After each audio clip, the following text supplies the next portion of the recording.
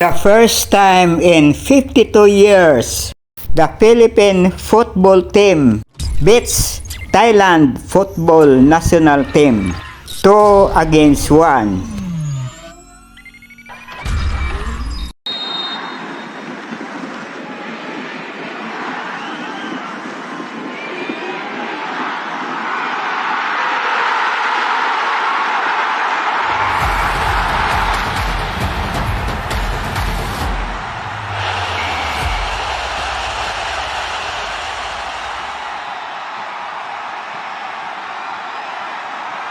Dahil dyan ay nagkaroon sila ng advantage sa Thailand para makapasok sa final round sa susunod nilang laro. Ang ASEAN Cup Tournament ay ginaganap tuwing ikalawang taon.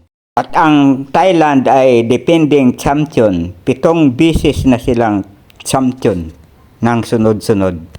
Pag nanalo sila sa susunod na laro, ang makakalaban nila ay Vietnam sa finals.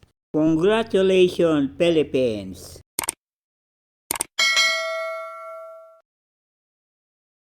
Maraming salamat sa inyong panonood at sana ay masaya ang ating weekends ngayon. Merry Christmas and Happy New Year!